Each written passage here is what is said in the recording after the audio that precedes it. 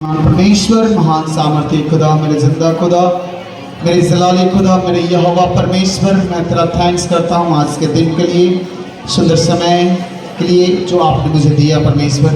इन सारी गवाहियों के लिए मैं तेरा थैंक्स करता हूँ परमेश्वर। आज तेरा वचन जो मेरे हाथ में है परमेश्वर, ये वचन नहीं तेरा प्रेम है परमेश्वर, ये मेरा उद्धार का कारण ठहरे परमेश्वर। आज का वचन जितने भी सुने परमेश्वर, नया मार्ग दिखलाए तेरी महिमा के लिए, मैं खड़ा हो सकूं, अड़े और खड़े रहूं, तेरी योजनाओं को पूरा कर सकूं, प्रभु यीशु मसीह के महासामर्थी नाम में आमीन। हालेलुया। आप सब ब्लेस हो यीशु के नाम में। मैंने कहा आप सब ब्लेस हो। कितने लोग आनंदित हो? तारीफ करो। कितने लोग वीरवार को आए थे? वीरवार को कितने लोग आए थे?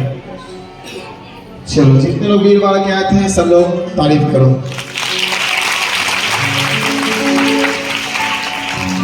हालेलुया। वीरवार को आए, परमेश्वर ने आपको वचन दिया। किसी को याद है कोई वचन? किसी को याद है क्या वचन था? नहीं हो कोई भी याद है क्या था वचन? परमेश्वर का ज्ञान। क्या था? परमेश्वर का। कितने लोग वीरवार को आनंदित हुए थे? कौन सा ज्ञान? कौन सा ज्ञान था? ये बात किसी को पता? वो तो परमेश्वर का ज्ञान था, लेकिन परमेश्वर कौन से ज्ञान के बारे में बात कर रहा था? वो गुप्त ज्ञान। हालेलुया। अगर सच में आप परमेश्वर के ज्ञान को आप जान जाते हो, समझ जाते हो, तो आपको मसीह लाइफ जीना आपके लिए एकदम आसान हो जाता है। आमीन। हालेलुया। हालेलुया।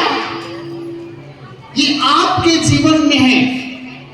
आप अपनी लाइफ को कैसे जियोगे, ये आपके ऊपर निर्भर करता है। या तो आप 5 साल बिता दो मसीह में, या 10 साल बिता दो, या 50 साल बिता दो। यहां पे बहुत सारे लोग हैं 2 साल, 5 साल, 10 साल, 20 साल से भी लोग आए हुए हैं, प्रभु में हैं, लेकिन आज उनको देखो, उनके जीवन में कोई बदलाव नहीं है। क्या फर्क है? मसीह में आना कोई बड़ी बात नहीं है, लेकिन मसीह लाइफ जीना बड़ी बात है। अगर आप खुदा की आवाज को पहचानोगे, खुदा के साथ चलोगे, जिंदगी में कितना भी बड़ा मुसीबत क्यों ना आ जाए आपके जीवन में, वो हल हो जाएगा। मैंने बताया था मेरे जीवन में बहुत सारी मुसीबतें आई, समस्या आई, लोगों ने मुझे बदनाम किया, लोगों ने मुझे उंगली उठाया। बदनाम करने वाला उसी जगह पे है, उंगली उठाने वाला आज उसी जगह पे है, उसी दलदल में फंसा हुआ है, उसी समस्या में फंसा हुआ है। खुदा ने कान बैठा दिया। क्यों? क्योंकि आप परमेश्वर के साथ आप वफादार होते हो। वो कभी नहीं चाहता कि आप गड्ढे में गिरो। आप में से कितने लोग अपने बच्चे को उदास देखना चाहोगे? कितने लोग अपने बच्चे को रोते हुए देखना चाहोगे? Online church, Calcutta branch, Delhi, क्या आप देखना चाहोगे? पटना ब्रांच, जितने भी लोग हो हाथ उठाओ। पटना ब्रांच मैं देख रहा हूं। क्या आप अपने बच्चे को रोते हुए देखना चाहोगे? नहीं चाहोगे। फिर भी आप सह रहे हो।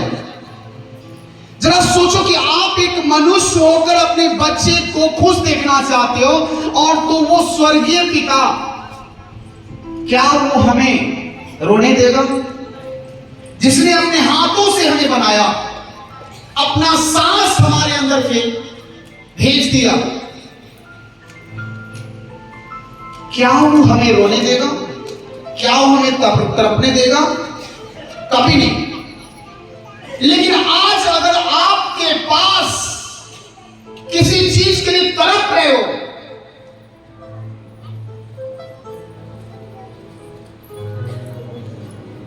अज्ञानता के कारण, बाइबल में लिखा है, अगर यशायाह की पुस्तक को आप पढ़ोगे, यशायाह 3 में लिखा है, अज्ञानता के कारण हमारे लोग बंधुआई में जी रहे हैं। अज्ञानता के कारण, निकालो सब लोग, पहले हम देखते हैं यशायाह की पुस्तक।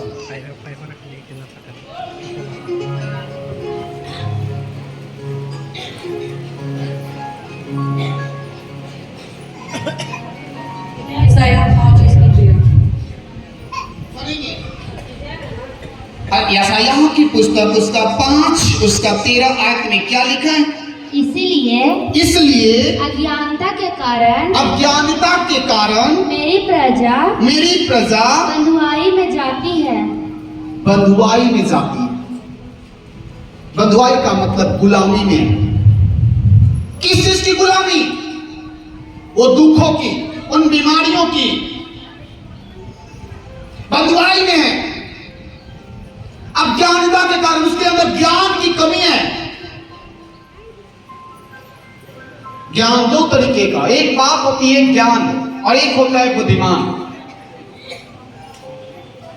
कुछ लोग कहते हैं मैं बहुत कुछ जानता हूं, मैं अच्छे तरीके से प्रभु को जानता हूं।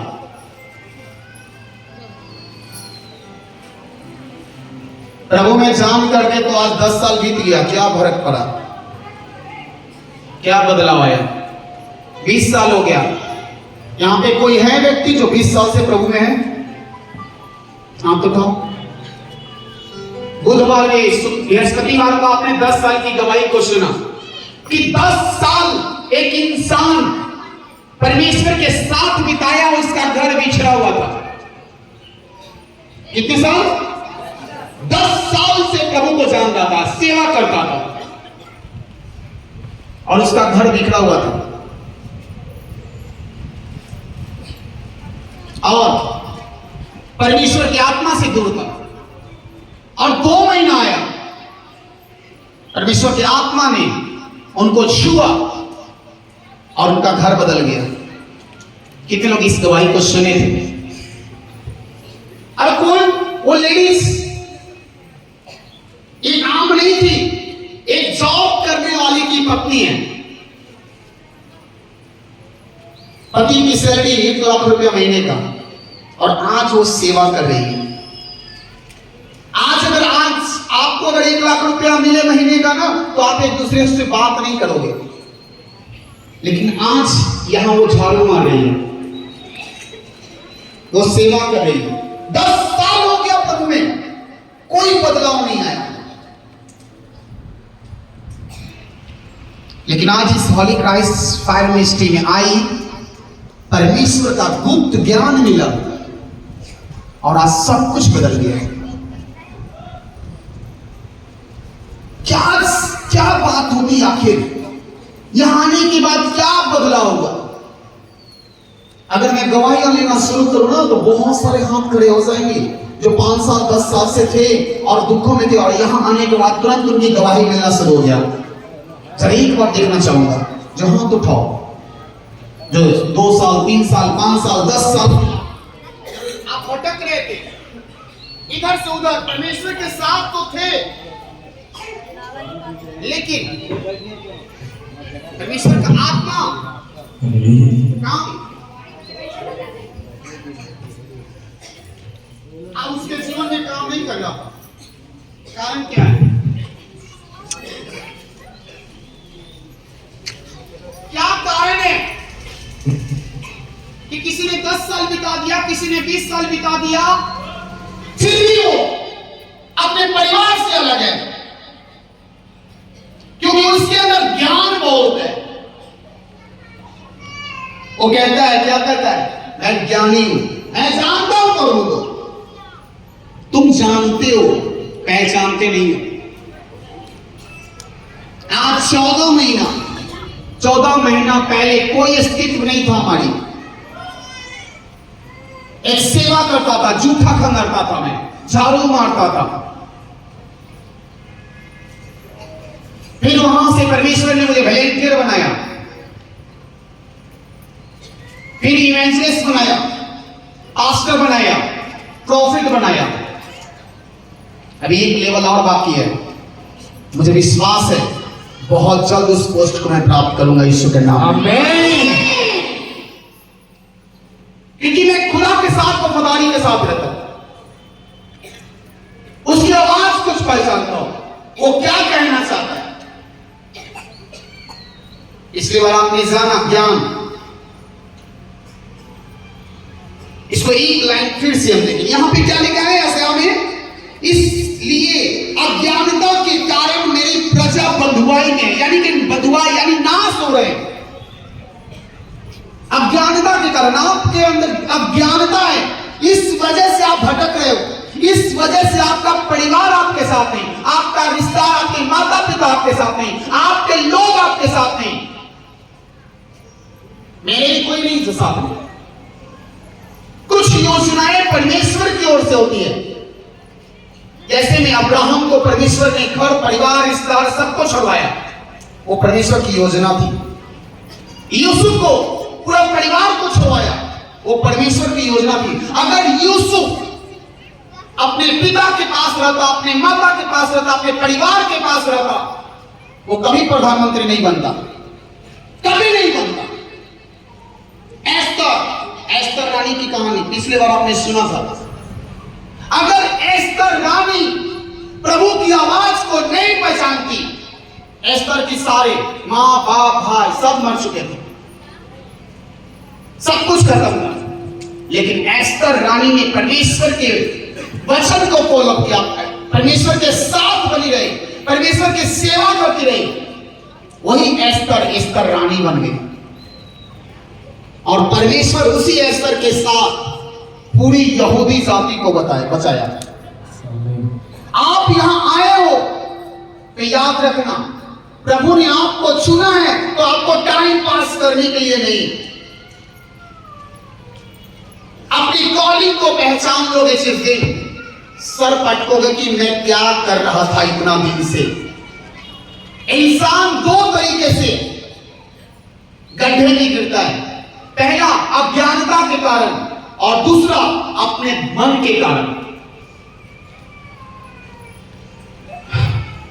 आज अगर आपके जीवन में 10 साल बीत गया, 5 साल बीत गया, 20 साल बीत गया मसीह में, अगर आपका कोई बदलाव नहीं, हम नहीं मानते। मैंने पिछले बार बहुत बताया था कि अगर आपका मसीह लाइफ में 5 साल 10 साल 20 साल अगर हो गया, अगर बदलाव नहीं आया,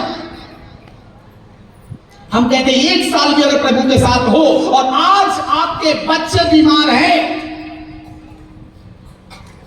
आज 2 साल 5 साल प्रभु के साथ बिता लिए और फिर भी आपका बच्चा आप सफर कर रहा है दुखों के साथ, आपका परिवार सफर कर रहा है दुखों के साथ।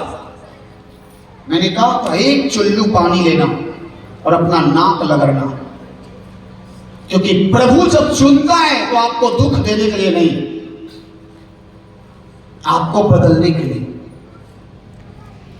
Hallelujah, hallelujah. आप बदलना चाहो तो बदल जाओगे,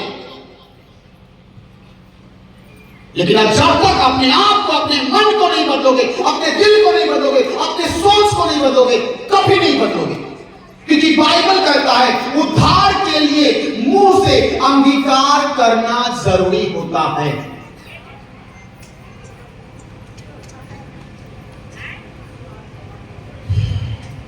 बिना अंगीकार का आपका कुछ नहीं होगा।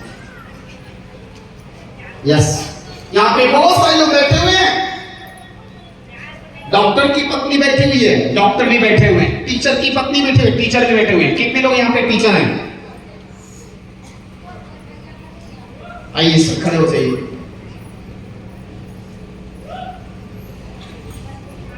माइक को इनको आप अपना लेवल बताएंगे। आप इनकी गवाही बड़ी इसी पर काम किया, इनके द्वारा बहुत लोगों की गवाही मिली, इनकी फैमिली की गवाही मिली।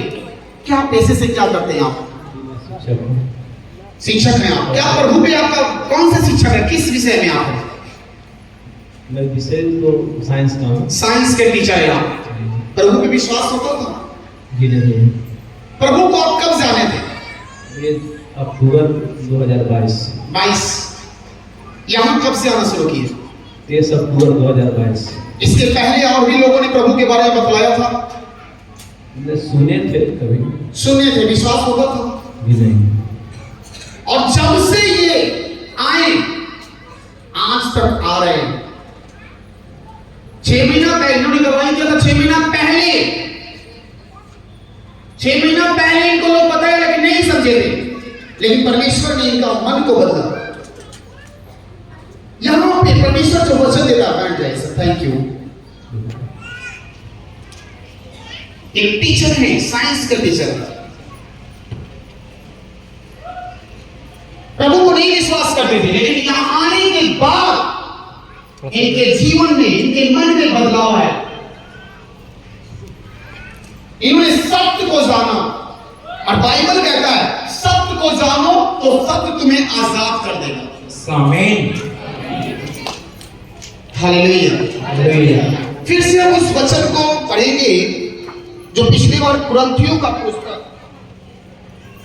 पहला कुरिन्थियों उसका 2 अध्याय, फिर से उस वचन को हम एक बार रिपीट करेंगे। पहला कुरिन्थियों उसका 2 अध्याय उसका 6 आयत हम पढ़ेंगे। परमेश्वर का ज्ञान। परमेश्वर का ज्ञान क्या है? परमेश्वर का ज्ञान क्या लिखा है? फिर भी सीधे लोग में हम ज्ञान सुनते हैं, परंतु इस संसार का और इस संसार के नाश होने वाले हकीमों का ज्ञान नहीं, परंतु हम परमेश्वर का यह गुप्त ज्ञान भेद की रीति पर बताते हैं, जिसे परमेश्वर ने संतान से हमारी महिमा के लिए ठहराया। हालेलुया। गुप्त ज्ञान क्या है? वो गुप्त ज्ञान क्या वजह है कि लोग यहां बदल रहे हैं? आपने बहुत सारी गवाहियां, लगभग आपने परमेश्वर ने आज इस मिनिस्ट्री में 200 लोगों को नशे से आजादी करवाया। कितने लोग गवाहियों को सुना? 200 लोग। 14 महीना में लगभग 200 लोग इस मिनिस्ट्री से नशे से आजादी पाए।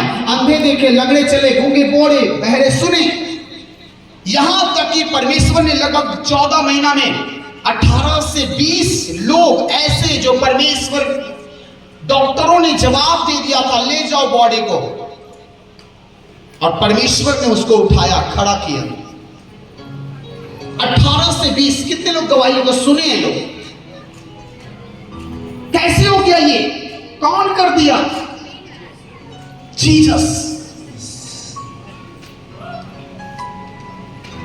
हालेलुया। परमेश्वर का गुप्त ज्ञान क्या है?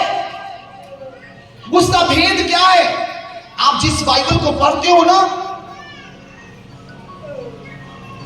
ये कोई ग्रंथ नहीं है, ये ज्ञान की पुस्तक है। अगर आप इस पुस्तक को पढ़ते हो तो आपके जीवन में बदलाव आता है। आपके जीवन में वो बदलाव आता है जो स्वर्ग से होता है, जो रियल में एक इंसान, परमेश्वर ने जिस तरीके से इंसान को धरती पर भेजा है और अपनी इच्छा को पूरा करने, ये चीज आप जानते हो कि आप मनुष्य में परमेश्वर आपको क्यों बनाया है।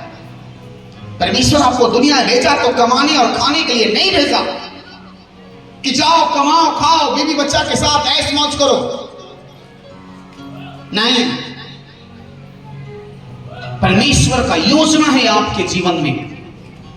अगर आप परमेश्वर की योजना को पूरा करने के पीछे भागते हो, उसके भूखे होते हो, उसके पवित्र आत्मा के भूखे होते हो, पवित्र आत्मा आपको अगुवाई करता है। आमीन। इसलिए बाइबल में लिखा है 9 में, परंतु जैसा लिखा है जो बातें आंख ने नहीं देखी और कान ने नहीं सुना, और जो बातें मनुष्य के चित्त में नहीं चली, वही हैं जो परमेश्वर अपने प्रेम रखने वालों के लिए तैयार की। प्रेम, पिछले बार आपने जाना प्रेम। अगर आप प्रेम रखते हो तो परमेश्वर आपके साथ है।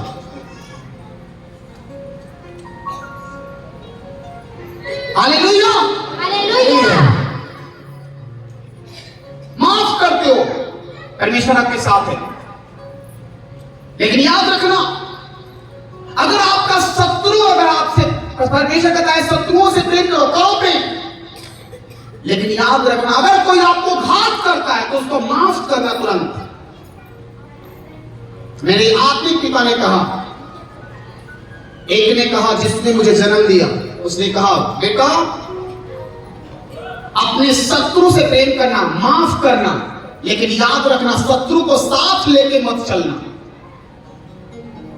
अगर तुम्हारे साथ विश्वासघात किया, तुम्हारे साथ कुछ भी घटना किया है, उसको तुरंत माफ करना,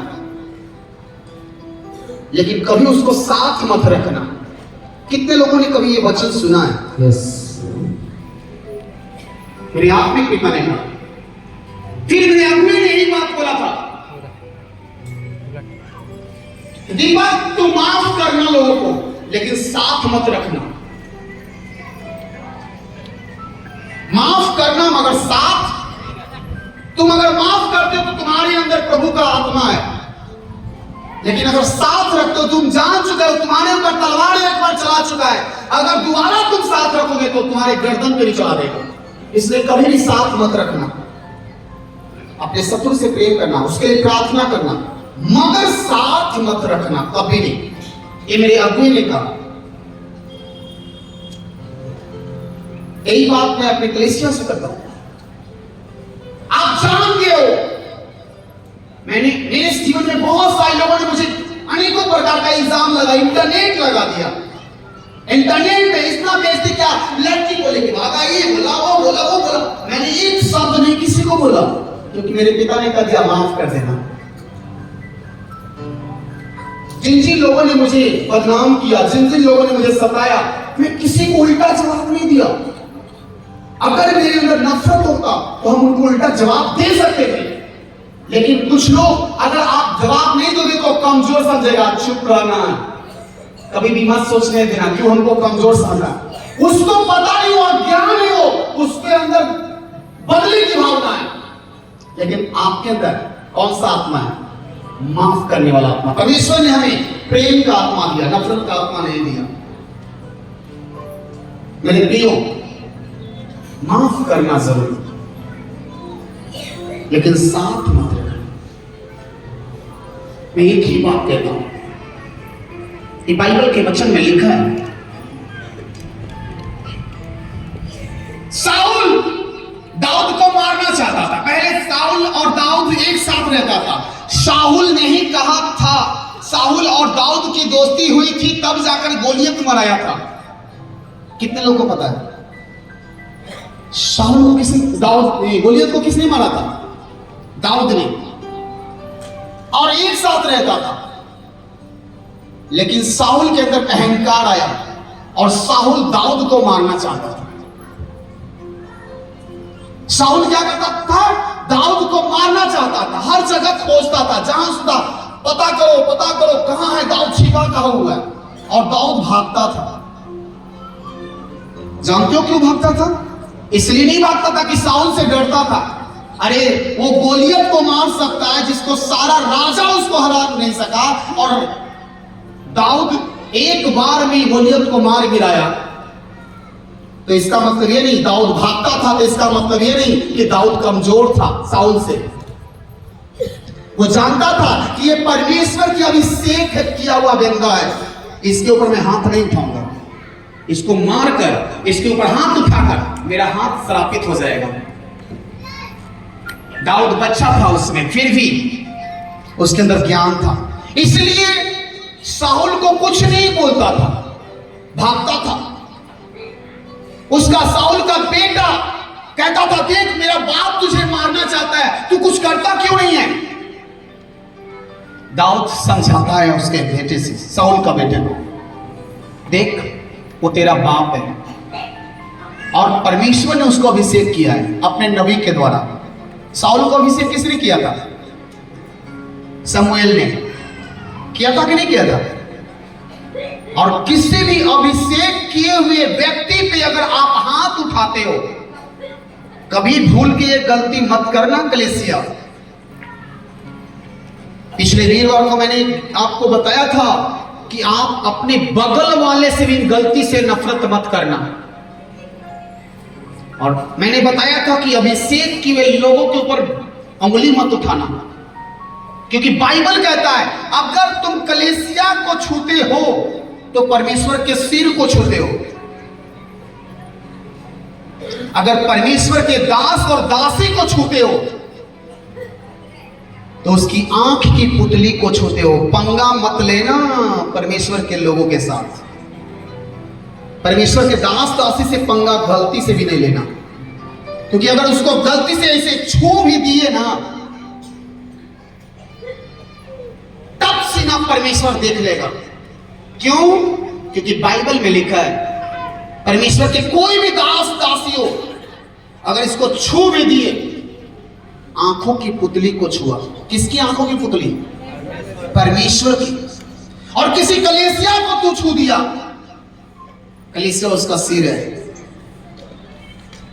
बाइबल में लिखा है, कितने लोग पढ़े? इसी कुरिन्थियों की पुस्तक में लिखा है। पिछली बार मैंने बताया था कभी भी एक दूसरे से नफरत मत करना। ये परमेश्वर का ज्ञान है। बहुत सारे लोग एक दूसरे को कुछ बोल देते हैं, वॉलेंटियर को बोल देता है। आप इस मिनिस्ट्री के किसी वॉलेंटियर को भी अगर बोल रहे हो ना, वो परमेश्वर, ये जितना वॉलेंटियर यहां पे अभिषेक किया हुआ है, ये कुछ नहीं बोलेगा।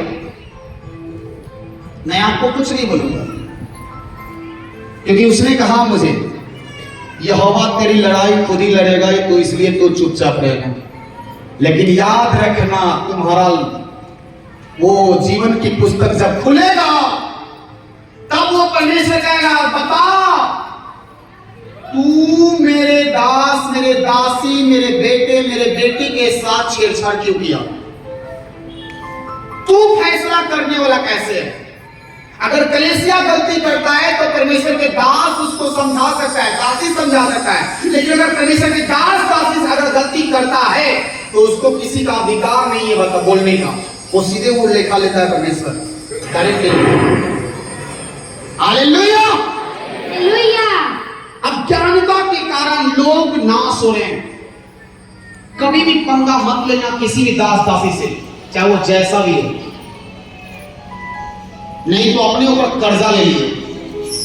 फिर आप चिल्लाते रह जाओ, कितना भी प्रार्थना करो, कितना भी कुछ भी बोल दो, वो कर्जा कभी नहीं खत्म होगा।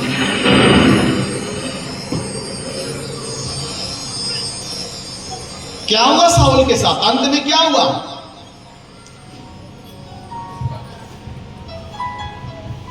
जब साउल को पता चला कि दाऊद उस पहाड़ के पीछे छिपा हुआ है, तो साउल खुद पहुंचा। और दाऊद ने क्या किया था? उसी पहाड़ में छिपा हुआ था और साउल का कपड़ा वस्त्र उसने फाड़ा और फिर सामने आया और कहा, दाऊद दाऊद तू क्या सोचता है कि मैं तुझसे भाग रहा हूं? तुझसे मैं कमजोर हूं? कमजोर नहीं हूं। तू परमेश्वर के नबी के द्वारा तू अभिषेक किया हो, इसलिए मैं तुझे कुछ नहीं कर रहा। अगर मैं चाहता तो मैं तुझे अभी का अभी सर कलम कर सकता था। देख तेरा वस्त्र, तेरे अंगरखा जो तू पहना हुआ है ना, उसका वस्त्र मेरे पास है। मैं तुझे टच किया लेकिन तुझे पता नहीं चला। मैं तेरा कपड़ा मेरे पास है। मत सोचना कि कमजोर है, वो कुछ नहीं करेगा। जिस दिन फूंक देगा उड़ जाओगे, लेकिन वो नहीं करेगा। दाऊद चाहता तो सर कलम कर सकता था साउल का। जैसे ही ये वर्ड जाना, साउल प्रायश्चित किया और अंत में अपने आप को क्या किया, किसी को पता है? साउल का अंत क्या हुआ, क्या किया? माइक से बोलो। दूसरे देश का राजा उस पे हमला कर दिया। दूसरे देश का राजा उसके ऊपर हमला कर दिया। फिर क्या हुआ? मारा गया पूरा परिवार।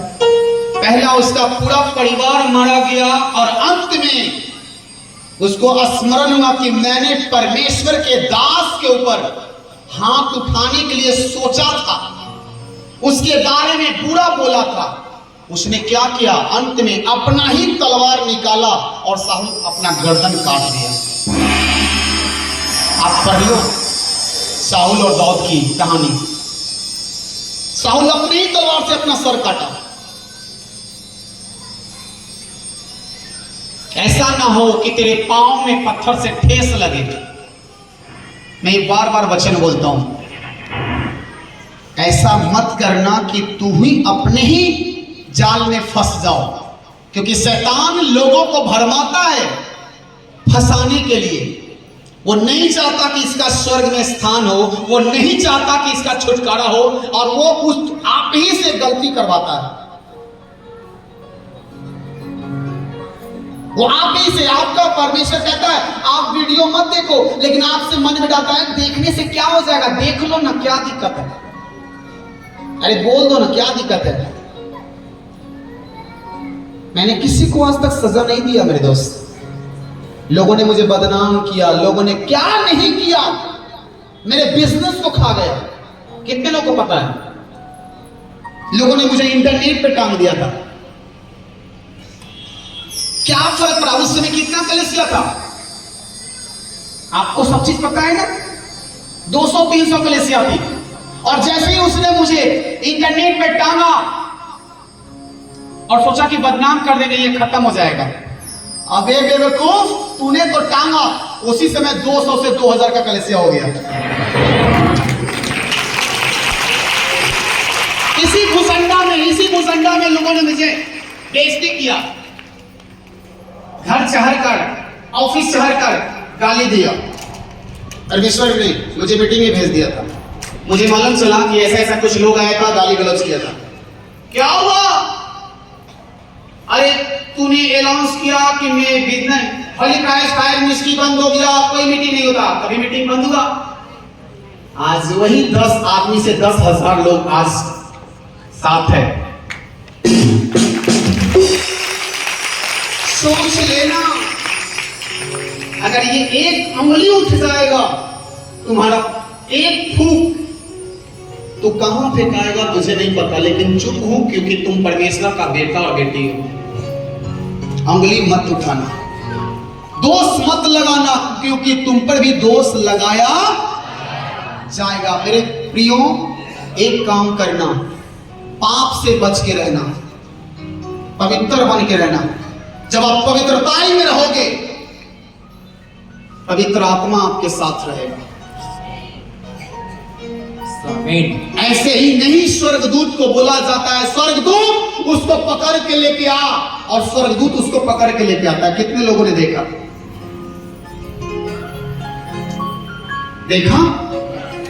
देखा है? आप जरा बोल के देखना दुष्ट आत्मा को, ये स्वर्गदूत उसके लेके आओ, क्या होगा? आएगा? क्यों नहीं आएगा? आप भी तो परमेश्वर के बेटे बेटी हो, बोल कर देखो, क्योंकि कहीं ना कहीं आपके अंदर कुछ न कुछ है।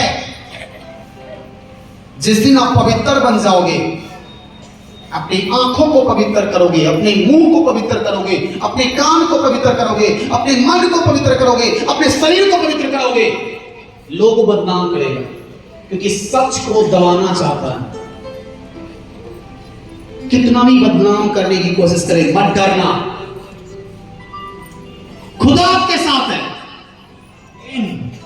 शैतान उसको भरमाता है, हे तुम ये कर रहा है, देखो वो कर रहा है, ये कर रहा है, वो कर रहा है।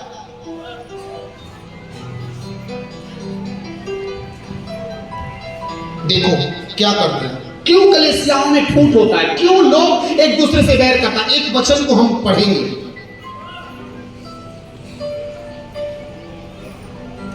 कुरिन्थियों पहला कुरिन्थियों इसी का 1:10 को पढ़ेंगे। कलीसियाओं में फूट पढ़ेंगे, क्यों कलीसिया एक दूसरे से लड़ता है, झगड़ता है, क्यों एक दूसरे को करता है। देखो लिखा है यहाँ पे, हे भाइयों, मैं तुमसे हमारे प्रभु यीशु मसीह के नाम से विनती करता हूँ कि तुम सब एक ही बात कहो और तुम में फूट ना हो।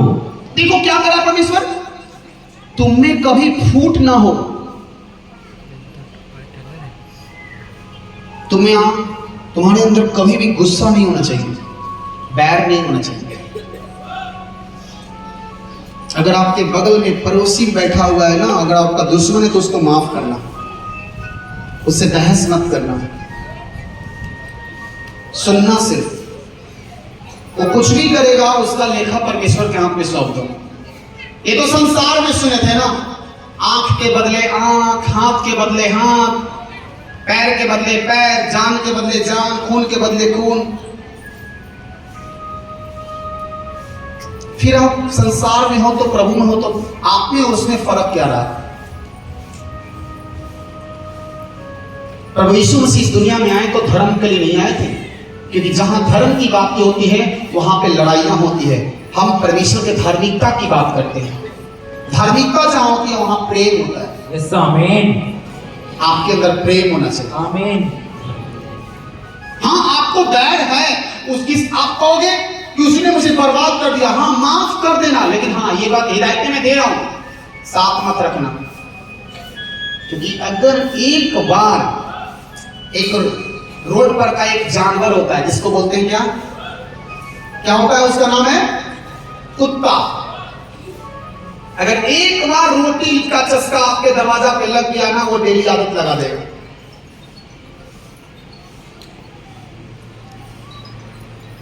शेर कभी भी शिकार नहीं करता।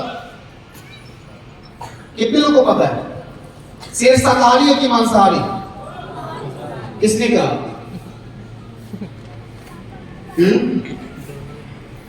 कहां लिखा शेर मांसाहारी है? हाँ जी, बुक में देखा आपने? कितने लोग शेर पालना चाहोगे? बाप रे बाप, बाप को याद कर लिया। कुत्ता कितने लोग पालोगे? एक बात बताऊं मैं, कुत्ता से भी वफादार होता है शेर। और शेर को आप पाल सकते हो। क्या इंसान शेर पालता नहीं? शेर को जैसे नचाओगे वैसे नाचेगा। कितने लोगों को ये बात पता है? तो पालोगे कि शेर? शेर पालने के लिए कहते हैं, ये कैसे हो सकता है? हाँ आप पाल सकते हो शेर। शेर खतरनाक कब होता है किसी को पता है? अगर शेर बच्चा देता है, उस बच्चे को मां से अलग करो, उस शेर को दूध मत पीने देना, और उस बच्चे को आप अपने पास लेके चलो, उसको पालो, सब कुछ करो, वो कुत्ता की तरह आपके साथ चलेगा, डॉग की तरह। बस एक शर्त है, कभी भी शेर को लहू का आदत मत लगने देना, उसके मुंह में खून सटने मत देना। वो शिकारी तब होता है जब उसके मुंह में, उसके जीभ में खून का स्वाद जाता है। आप सर्कस देखियो, सर्कस में शेर को नचाता है, लेकिन वो शेर को कैसे नचाता है? शेर तो खतरनाक है, और शेर को कहता है उंगली, डंडा लेता है, उठता है, कूद तो कूदता है। कैसे? क्योंकि उसको पता है, वो पालता है ना, तो गलती से भी उस शेर के मुंह में ब्लड नहीं जाने देता, इस वजह से उसके घर में रहता है। आप शेर पाल सकते हो। अगर गलती से वो शेर पाला हुआ शेर के मुंह पे, उसके जुबान पे, उसके जीभ पे खून का स्वाद अगर लग गया, वो खतरनाक उसी समय हो जाएगा। और जैसे ही सर्कस वाला यही करता है कि अगर उसके मुंह पे लगता है तुरंत पकड़ता है, रस्सी से बांधता है, सिक्कर से बांधता है, जंगल जाकर छोड़ देता है या चिड़िया खाना में जाकर छोड़ देता है, क्योंकि उसने खून का स्वाद चख लिया।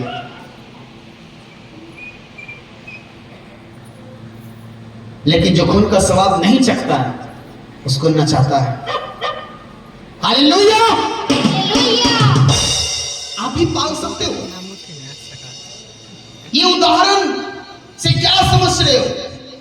बाइबल कहता है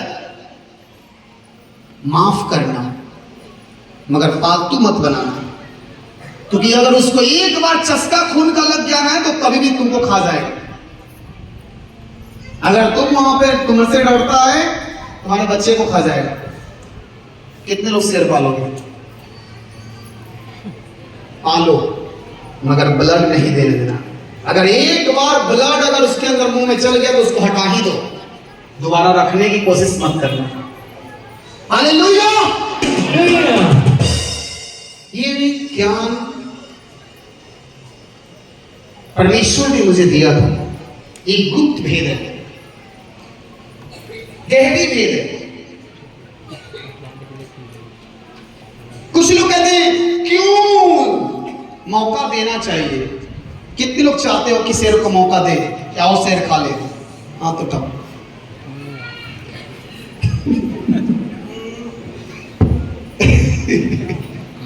हालेलुया!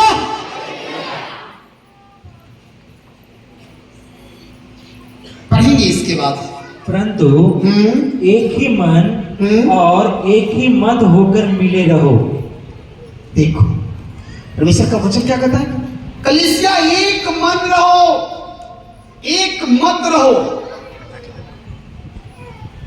मैंने कहा था इंसान दो तरीके के कारण नाश होता है।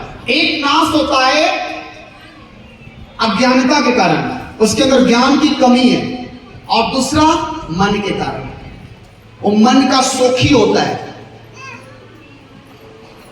अभिलाषा, मन क्या है?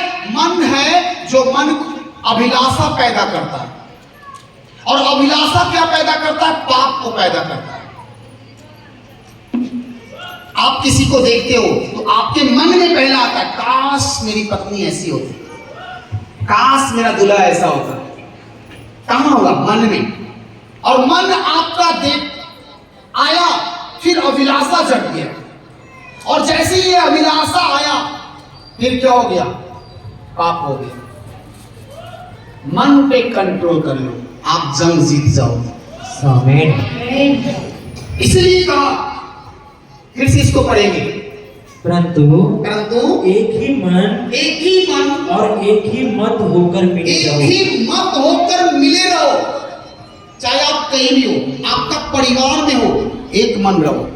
अगर भाई में हो, एक मन रहो। आज किसी का भाई एक दूसरे से बैर कर रहा है, क्यों? एक बहन में पटता नहीं, क्यों? एक बाप बेटा में पटता नहीं, क्यों?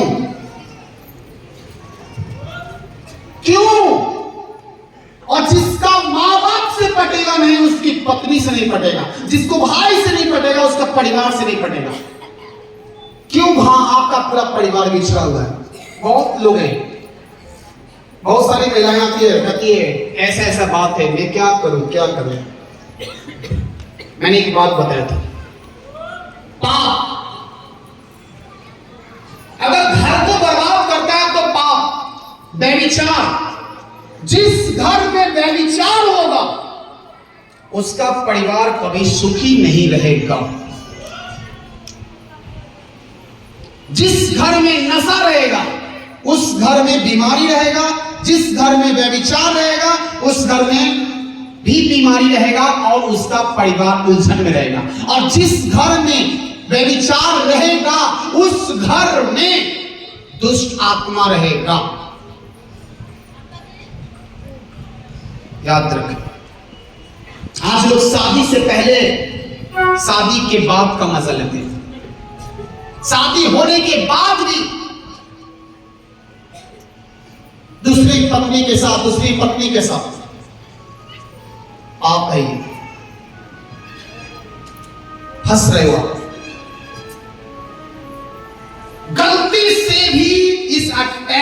अपने ऊपर हावी मत होने देना, पाप से बच के रहना। आज लड़कियां पाप कर रही हैं, लड़के पाप कर रहे हैं। कुछ लोग आज मेरे पास कहते हैं मेरे पति छोड़कर चले गए। क्यों छोड़कर चले गए? तूने बचपन में गलती क्या किया था? शादी से पहले तो जरूर कुछ कर किया होगा, या तो शादी के बाद तूने कुछ किया होगा, इसलिए तुम्हारा जो लड़का या लड़की पाप करता है शादी से पहले, याद रखना मैं बार बार ये वर्ड बोला हूं, जिस लड़का लड़की ने व्यभिचार किया शादी से पहले, शादी के बाद उसका घर कभी नहीं बसा, कभी नहीं। वो वंश के लिए तरसता है, क्योंकि उसके ऊपर श्राप आ जाता है। लोग कहते हैं मेरा पति मुझसे प्रेम क्यों नहीं करता?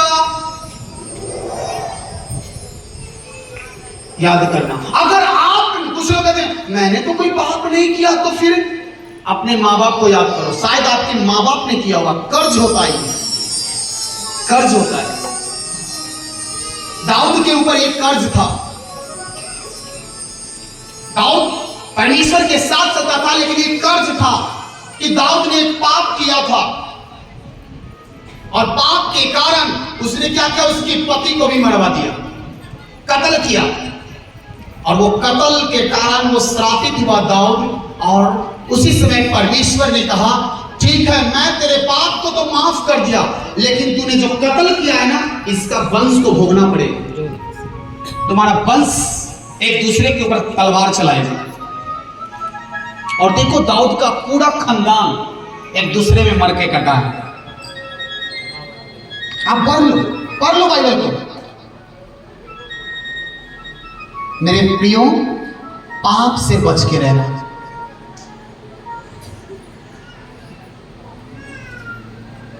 पाप से बच के रहना। क्यों आपके पति छोड़ के चले? क्यों आपकी पत्नी आपको छोड़कर चली गई? बहुत सारे लोग मैसेज करते, मेरे पति ने छोड़ दिया मुझे, मेरी पत्नी ने छोड़ दिया। क्या? क्यों क्यों क्यों ऐसा क्यों हुआ? वजह क्या है? अगर कोई वक्त बोलता है लड़की की मैं तो कोई गुनाह नहीं किया था, मैं तो एकदम पवित्र था मरियम की तरह, तो जरूर तुम्हारा पति ने कुछ नहीं किया होगा। तुम दोनों में से कोई ना कोई तो एक पाप किया होगा, और वही श्राप तुम्हारे ऊपर आ रहा है। और व्यभिचार की आत्मा और नफरत पैदा किए हुए। बाइबल कहता है पत्नी के रहते हुए आप दूसरे की पत्नी के साथ आप दूसरा शादी नहीं कर सकते, एक कर्ज है।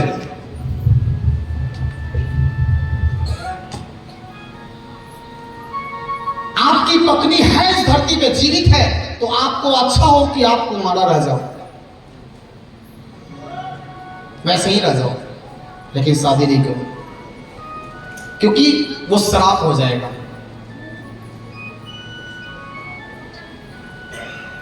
आज लोग अभिलाषा करता है, ये क्या है एक शादी? कुछ लोग कहते हैं ना, बाप ने दादा ने 2 शादी किया था, बेटा बाबूजी ने भी 2 शादी किया, बेटा भी 2 शादी किया। एक कर्ज, ये जनरेशन कर्ज है, ये व्यभिचार का आत्मा है।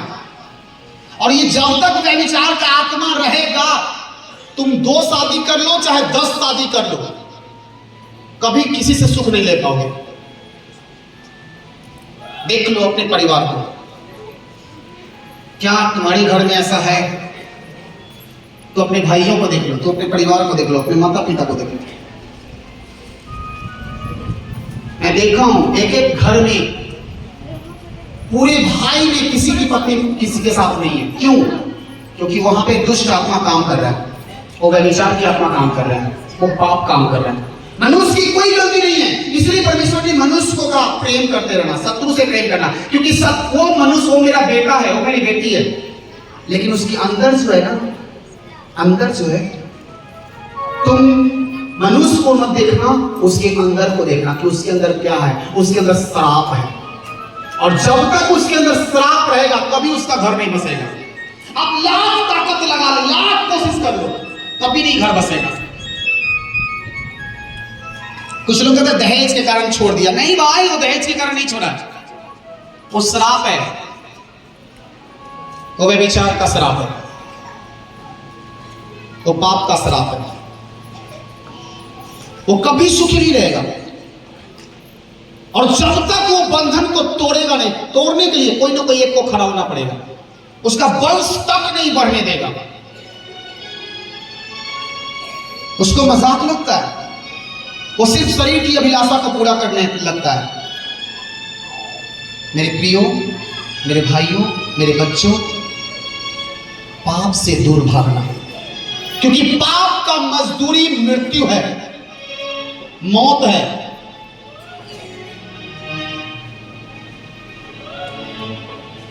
आज आप कहते हो, जब बहुत सारे लोग माता पिता कहते हैं अरे जवानी में सभी सब थोड़ा मना होता है, बेटा है क्या दिक्कत है, मन को बहला। आप ढीला दे रहे हो ना, अपने बेटे के ऊपर कर्ज दे रहे हो, और ये कर्जा आपके ऊपर नहीं, आपके वंश पे चलेगा। आप एक के साथ व्यभिचार करोगे, आपका बेटा बेटी 4 के साथ करेगा, वो 10 के साथ करेगा। इस श्राप होगा, ये बाइबल का वचन है।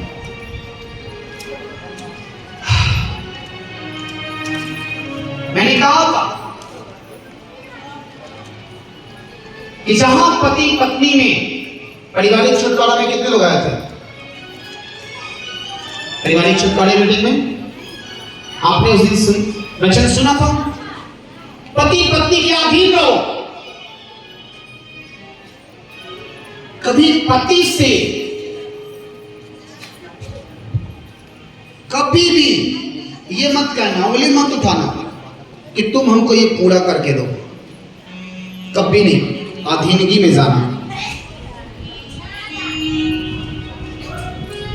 कभी भी बहस मत करना अपने पति से, क्योंकि वो आदम है और उसी आदम से परमेश्वर ने आपको निकाला। आप पहले दुनिया में कौन आया, औरत या मर्द? मर्द आया, पहले आदम आया, तब हवा आई। और आज की औरतें के घर में क्या है, नफरत क्यों है? क्योंकि औरत बन जाती है आदम और अपने पति को नचाने की कोशिश करती है। और मर्द क्या है, अपनी पत्नी को समझ लेता है नौकर। बाइबल कहता है पति पत्नी के अधीन रहे और पति पत्नी से प्रेम रखे। आप अपनी पत्नी को नौकर मत बनाना, उस लायक आप बन जाओ कि अगर उस लायक बन जाओगे ना तो पत्नी के नजर में आपकी पत्नी आपको ऐश्वर्या राय दिखेगी। आप सलमान खान बन जाओ, आप परमेश्वर के राजा बन जाओ, आप पवित्रताई में चले जाओ, वो परमेश्वर उसको बदल देगा। लेकिन आप खुद हो। आज क्यों आपकी पत्नी छोड़कर जा रही है? क्या आप अपनी पत्नी को सुख दे रही हो? पत्नी सिर्फ शरीर को सुख के लिए नहीं होता है, सिर्फ पत्नी शरीर की अभिलाषा के लिए नहीं होती है। उसकी जरूरतों को देखो, क्या इसकी जरूरत है और क्या चाहिए इसको, इसका क्या जरूरत है। आप देखो पति की क्या जरूरत है। जिस दिन ये तालमेल बैठ जाएगा वो बंधन कभी नहीं टूटेगा, क्योंकि बाइबल कहता है जिस रिश्ते को परमेश्वर जोड़ता है, जो परमेश्वर की तरफ से रिश्ता रहेगा, दुनिया का कोई ताकत उसको तोड़ नहीं सकता, कभी नहीं टूटेगा। शैतान कितना भी ताकत लगा ले, वो टूटने वाला नहीं है। लेकिन जो रिश्ता परमेश्वर की तरफ से नहीं होगा, वो उस ताकत कितना भी लगा लो कि हम इसको जबरदस्ती कर लें, चाहे ये कर लें, कभी नहीं रख सकते अगर परमेश्वर की तरफ से नहीं होगा। आत्मा की परख, बाइबल में लिखा है आत्मा की परख। आत्मा को पहचानो कि मेरे अंदर किसका आत्मा काम कर रहा है। क्यों मेरे पति मुझे छोड़कर चला गया, क्यों मेरी पत्नी मुझे छोड़कर चली गई, क्यों मुझसे मेरे माँ बाप मुझे छोड़कर चला गया। पहचानो। आप पत्नी को देख रहे हो कि पति को छोड़कर चल गया, पति पत्नी लड़ रहे हो, तुम्हारा सास तो तुमको क्यों छोड़ दिया, तुम्हारा माँ बाप क्यों तुमको छोड़ा। पहले ये देखो, ऊपर नहीं देखते हो, नीचे में देखते हो। इसलिए पहले माता पिता से प्रेम करो। लड़की के मां उसकी मां नहीं होती है, लड़की की असली मां होती है उसकी सास, क्योंकि मां सिर्फ 18 साल तक होती है। पूरी जिंदगी अगर लड़की का कटता है तो उसका ससुराल में सास के पास। और सास को सास मत समझो, मां बना लो। और मां बहू को बहू मत समझो, बेटी बना लो। ये रिश्ता कभी नहीं टूटेगा, आपका घर कभी अलग नहीं होगा।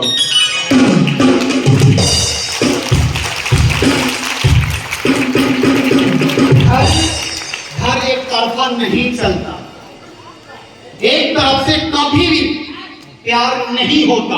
आप कितना भी पत्नी से प्यार कर लो, आप कितना पति से प्यार कर लो, लेकिन आपके पति आपको चाहता ही नहीं है। एक साथ हो के भी आप कुछ नहीं कर पाओगे, क्योंकि आपके अंदर नफरत का आत्मा है। कोई ना कोई आत्मा प्रवेश है। प्रेम का आत्मा को पाओ। पहले अपने माता पिता को प्रेम दो, अपने सास ससुर को प्रेम दो, अपने परिवार को एक करो पहले। अरे वो परमेश्वर की तरफ से जो रहेगा ना, वो गिरते हुए पड़ते हुए घुटना टेक के आपके सामने झुक जाएगा यीशु के नाम में। लेकिन आपको वो ज्ञान आना चाहिए। अज्ञानता के कारण लोग हमारे नाश हो रहे। परमेश्वर ने कहा, कोई कहता मेरा बेटा मुझसे प्रेम नहीं करता, क्यों? मेरा बच्चा नशा करता है। देखिए ना, अभी इतना उम्र नहीं है, बहुत नशा करता है। अच्छा, आप कौन सुधर लो? आप कहते हो मेरा बेटा, कितने लोग चाहते हो कि मेरा बेटा नशा करे? हाँ बताओ, बोलो, हाँ बताओ। कोई नहीं चाहते हो? सब चाहते हो कि मेरा बेटा एकदम नशा नहीं करे। आप क्या करते हो? जब आप खुद नशा करते हो तो तेरा बेटा दुगना नशा करेगा। ये श्राप है। आप कैसे कह सकते हो बेटा गुटखा मत खाना? अपने मुंह में देखो क्या है।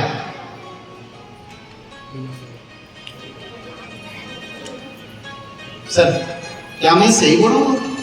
मैं आपसे बात कर रहा हूं। आपकी उम्र कितनी होगी? आप खड़े हो जाएंगे तो 2 मिनट के लिए मैं उनको कर पीछे। आपका उम्र कितना है? 69। आपका 69, इनका 74। मैं सबसे उम्रदार व्यक्ति है यहाँ पे 2 लोग खड़े। आप भी खड़ा हो जाइए। देखो इनकी गवाही कितने लोग सुना है? इनकी गवाही कितने लोग सुने हैं? आ जाइए आगे, यहाँ पे आ जाइए। यहाँ पे इनका उम्र देख लो, 74 साल का उम्र है और 54 साल से ये नशा करते थे। घूम जाइए। आप कितने साल से नशा करते थे? 1966 से लगभग 54 साल से नशा। इनके ऊपर नशा का श्राप था। इस कारण 54 साल इनको छोड़ने में लग गया। हालेलुया! इन्होंने बहुत सारा प्रयास किया नशा छोड़ने का। क्या आपका नशा छूटा 54 साल में? 54 साल में छूटा सर। से कब छूटा? जो है कि अति नवंबर या फिर मार्च के पहले से छूट गया सर। दिसंबर में छूट गया। इस नशा कैसे छूटा? मतलब यहाँ क्या किया? यहाँ जो है कि हम लोग, हमारे परिवार लोग आते थे, बच्चों वगैरह आते थे, बच्ची वगैरह आती थी। और एक मेरा जो है कि पोता थोड़ा सा गूंगा है, तो 2 मरतबा उसकी माँ नहीं आई, तो हम उसको लेके साथ में आए। और यहाँ जो है प्रार्थना सुने, तो हमको एक जो है कि मन बदल गया। और 54 साल का नशा फिनिश। ये आए थे अपने बहू के बेटे के लिए, मतलब बैठ जाइए, बैठा दीजिए इनको। ये आए थे अपने पोते के लिए कि चलो पोता वहां पे जाएगा तो बोलने लगेगा, क्योंकि वहां पे सुनते हैं कि गूंगा बोलता है। और ये अपने पोते को लेके आए थे, फंस गए ये खुद। हालेलुया। इनको पता नहीं था कि इनके अंदर कौन सा पाप काम कर रहा है। ये आए थे अपने पोते के लिए। इनका पोता तो आजाद हुआ और ये भी 54 साल के नशे से आजादी पा लिया इस नाम में। हाँ जी सर। क्या मैं एक सवाल आपसे पूछना चाहता हूं, क्या एक इंसान नशा करता है, क्या वो अपने बेटे को नशा छुड़ा सकता है? छुड़ा सकता है। कैसे? आपने खुद नहीं पीना छोड़ देगा तो बाल बच्चा भी छोड़ देगा। तारीफ करो, तारीफ करो। Thank you, thank you, thank you, thank you. क्या हमने समझा? आप खुद नशा करते हो, खुद कहते हो, लगड़ते हो, खुद गुटखा खाते हो, खुद शराब पीते हो, और आप कहते हो कि मेरा बेटा बेटी नशा ना करे। कभी ऐसा हो ही नहीं सकता। आप एक पैक मारोगे, आपका बेटा 4 पैक मारेगा। आप कहते हो मैं कुंवारा हूं, मेरा बेटा बेटी नहीं है। बेटा चिंता मत कर, आज तो कुंवारा है, कल शादीशुदा होगा। ये शराब तेरे बाद काम करेगा, 20 साल बाद काम करेगा। आज जितना गुटखा खा रहे हो ना, ये आने दे तेरा वंश। अभी 10 गुटखा तो दिन भर में खाता है, तेरा बेटा 50 गुटखा खाएगा। अभी तेरा उम्र 60 साल है, तेरा बेटे का उम्र 20 साल होगा कि नहीं होगा पता नहीं, क्योंकि ये शराब ले लिया नशे का। हालेलुया। कितने लोग नशे का शराब लेना चाहते हो अपने जिंदगी में? हाँ तो कब? नहीं करो करो करो करो, नशा करो, गुटखा खाओ, खाओ खाओ खाओ खाओ, खाओगे? नहीं खाओ ना। क्या दिक्कत है? खाने में क्या दिक्कत है? अभी एक व्यक्ति हैं जो यहाँ नशा करते हैं, गुटखा खा के आते हैं इस हॉल में। परमेश्वर का आत्मा मुझे दिखा रहा है। एक व्यक्ति और है जो शराब पी के आया है, मुझे नहीं पता कौन है, पवित्र आत्मा मुझे दिखा रहा है।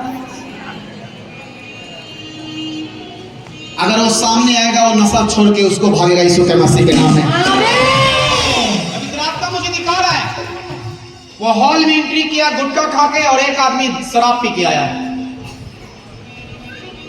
तो पवित्र आत्मा मुझे दिखा रहा है, अगर यहाँ उपस्थित हो तो सामने आ जाना अंतिम तक। आज तेरा अंतिम दिन है यीशु के नाम में। आज आपको नशा का आत्मा आपको छोड़कर जा रहा है यीशु मसीह के नाम में। हो तारीफ करो।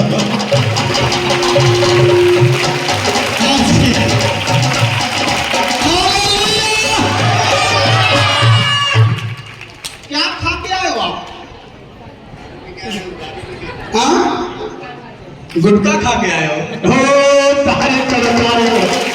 पकड़े गए, पकड़े गए। हालेलुया। पहली बार आए हो? कितनी बार आए हो? 5-6 बार। 5-6 बार में दिमाग में ये वचन नहीं गया था?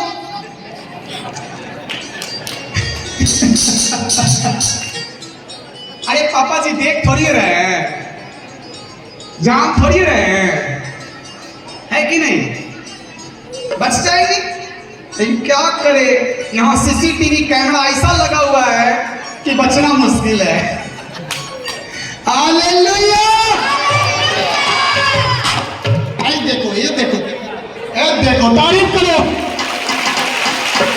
हाँ जी, आप क्या करके आए हो भाई? दारू पी के आए हो?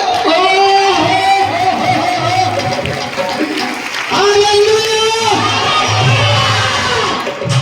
पहली बार आए हो?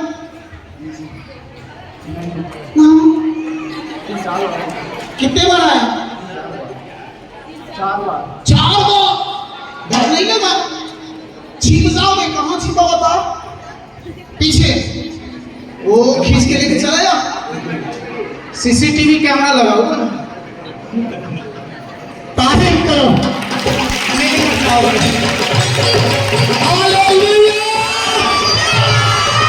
बैठो, इसको बैठाओ यहाँ, इसको अंदर यही बैठाओ।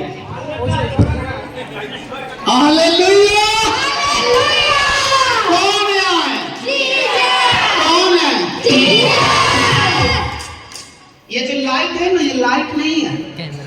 सीसीटीवी कैमरा है, एक औरत है इसी हॉल में, कौन है मुझे नहीं पता, कल रात में अपने पति से झगड़ा करके आई है। कल रात में लगभग 9 और 10 के बीच में झगड़ा हुआ है, मुझे नहीं पता कौन है। कल रात में वो हमेशा उसके पति से पटता नहीं है, हमेशा झगड़ा होता है, उसका चिन्ह है। और कल रात में भी झगड़ा हुआ है, कहे के लिए यहाँ आने के लिए। उसका पति कहता था तुमको नहीं जाने देंगे, होगा तो हम जयबे करेंगे। अगर सामने मेरी आवाज को सुनो तो सामने आवाज तुम्हारा कोई लड़ाई झगड़े की आत्मा आपको छोड़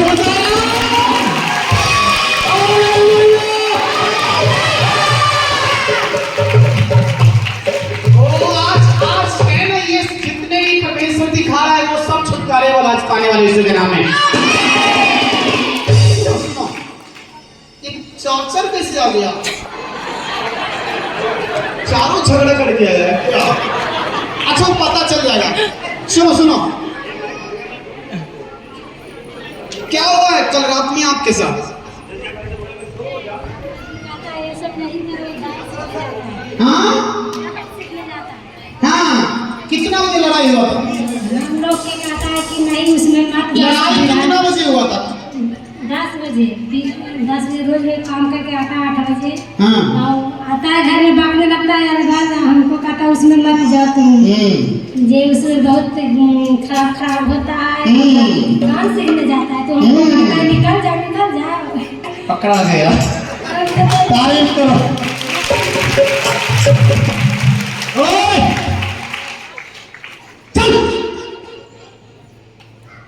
तो ये जो ना लड़ाता है, आज तेरा अंतिम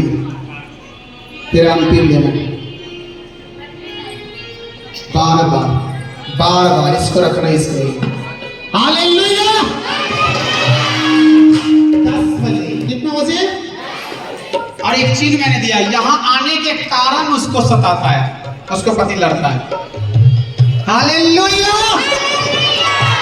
अरे भले 4 गो आ गए जानबूझ के, लेकिन सटीक यहाँ आंसर यहाँ आया सामने, पवित्र आत्मा लेके आया। आप सीसीटीवी कैमरा के नीचे हो, सावधान रहना। कुछ लोग कहते हैं बाबा रे बाबा उस मिनिस्ट्री में ना जाना, नहीं तो वहां सब पता चल जाएगा, छापा मराता है। हालेलुया। ये मिनिस्ट्री में आने से डरता है वही जो पाप करता है, वो पाप से भागना चाहता, बचना नहीं चाहता, भागना चाहता है। ओ हम अभी और सॉफ्ट है। आप अगर 7 सप्ताह अगर आप इस मिनिस्ट्री को अटेंड करते हो और जो हिदायतें कहा जाता है उस हिदायतें को फॉलो करते हो, गवाही आपका सामने है। मैंने कहा गवाही आपके हाथ में, यीशु मसीह के नाम में। चाहे आप जैसे भी हो, आप जिस हालात में हो, ऑनलाइन चर्च पटना ब्रांच, याद रखना, चाहे आप बुधवार को आ रहे हो तो संडे याद रखना, कोलकाता दिल्ली याद रखना, एमपी जो आपका भाई परमेश्वर मुझे दिखा रहा है, जिस भाई को एक्सीडेंट हुआ है एमपी से आप वो देख रहे हो, ये नशा के कारण आपको, ये नशा का आत्मा आपको एक्सीडेंट किया और ये शराब आपके ऊपर 3 पीढ़ी से आ रहा है। ये अगर लास्ट पीढ़ी आपका है आजादी पाने वाले यीशु के नाम में। मैंने कहा फ्री होने वाले यीशु मसीह के नाम में। ये ईस्टर संडे याद रखना, ये फिनिश है, जी उठने का दिन। हालेलुया। अब ये ब्लेसिंग आपको लेने आ जाए तो आपका है गवाही, अगर छोड़ने आ जाए तो आपका है गवाही। हालेलुया। तो आपको क्या बनना है? ज्ञानवान बनना है कि बुद्धिमान बनना है? ज्ञानी कितने लोग हो यहाँ पे? हाथ उठाओ। वाह। तो यहाँ पे ज्ञानियों को कोई जगह नहीं है, कृपया अपने घर पे रहेंगे। क्योंकि ज्ञानी कहता है कि मेरे पास बहुत ज्ञान है, मैं बाइबल पढ़ता हूं, मैं सब कुछ जानता हूं। लेकिन जो बुद्धिमान होता है ना, वो परमेश्वर की बुद्धि से चलता है और वो सफल होता है यीशु के नाम में। ज्ञानी होता है, अपने समझ का सहारा लेता है कि हम सब कुछ जानते हैं, हम सब समझते हैं। और जो बुद्धिमान होता है ना, वो अपने समझ का सहारा नहीं लेता है, परमेश्वर पे भरोसा रखता है। इसलिए बाइबल में लिखा है, तू अपनी समझ का सहारा ना लेना, वरन संपूर्ण मन से यहोवा पे भरोसा रखना। हालेलुया। आज बहुत सारे लोग पीछे बैठते हैं, पीछे के सेक्शन में चले जाते हैं। चिंता मत करो, अभी बहुत जल्दी हम 2 ब्रांच और खोलने जा रहे हैं यीशु के नाम में। बहुत जगह एक एरिया से मुझे पता चलता है 500 लोग आते हैं एक एरिया से। अगर जहां पे भी जिस इलाके से अगर आप लोग 100-200 का लोग हो उस एरिया में, और वहां पे आप मुझे अगर जगह देते हो, मैं वहां ब्रांच खोलूंगा यीशु के नाम में। हालेलुया। 2 ब्रांचें और खुलने जा रही है बहुत जल्दी। हम गुड न्यूज दे रहा हूं। क्यों क्यों क्यों?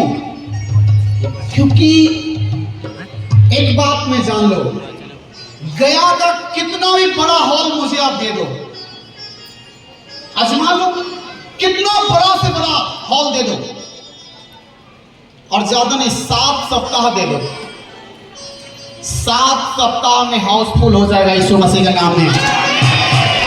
यहाँ तक कि गांधी मैदान भी छोटा पड़ जाएगा यीशु मसीह के नाम में।